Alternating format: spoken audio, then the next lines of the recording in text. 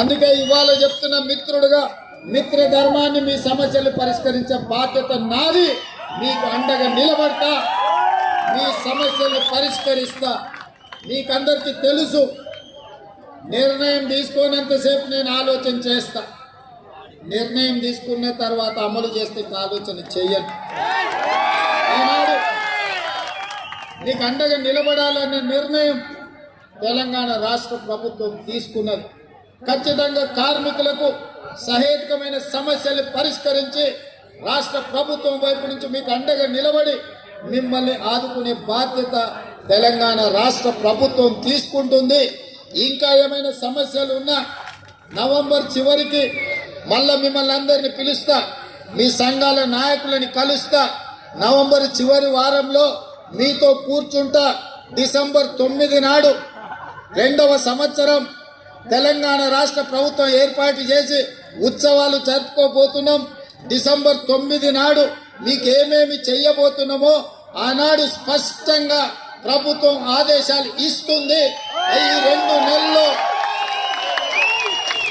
మీ పిల్లల చదువుల కోసం స్కూల్ కానీ, నిధులు కానీ, మీ కార్యాలయం కోసం స్థల కేటాయింపు కానీ, మీ వెల్ఫేర్ ఫండ్ కోసం నిధులు కానీ, దీనికి సంబంధించి ప్రతి విషయంలో నిర్దిష్టమైన ప్రణాళికతోని తెలంగాణ రాష్ట్ర ప్రభుత్వం ముందుకు వస్తుంది. ఇప్పుడు మీరు చూసింది కదా, మన సంకల్పం ఉంటే, మన పట్టుదల ఉంటే, మన ఆలోచనలో చిత్తశుద్ధి ఉంటే ప్రకృతి కూడా సహకరిస్తుంది. ప్రకృతి కూడా సహకరిస్తుంది.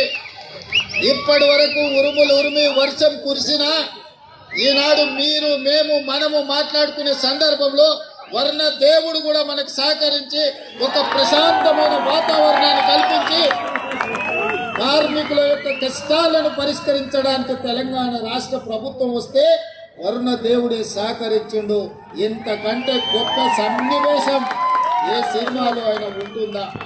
అందుకే మిత్రులారా, ఇవాళ మీ అందరి పక్షాన మీకు అండగా నిలబడడానికి ఇక్కడికి వచ్చిన, ఇక్కడి నుంచే మీ సమస్యల్ని పరిష్కరించే బాధ్యత నాది. మీ సంఘాల నాయకులతో పాటు ఈ కార్యక్రమాన్ని ఏర్పాటు చేసి ఈ వేదిక మీద ఉన్న పెద్దలకు, ముఖ్యంగా సాయంత్రం పిల్లలు స్కూల్ నుంచి వచ్చి పిల్లలకు సాయంత్రం వండి పెట్టాలన్న కార్యక్రమాన్ని కూడా మా అక్కలు, మా సోదరిమణులు, ఇంకొంతమంది ఈటీవీ, మా టీవీ సీరియళ్ళను కూడా పక్కన పెట్టి ఈరోజు ఇక్కడికి వచ్చి ఈ కార్యక్రమంలో పాల్గొన్నందుకు మనస్ఫూర్తిగా మీ అందరికీ ధన్యవాదాలు, కృతజ్ఞత తెలియజేస్తూ మళ్ళొక్కసారి మీకు మాట ఇస్తున్నా, మీ సమస్యల్ని పరిష్కరించే బాధ్యత నాది.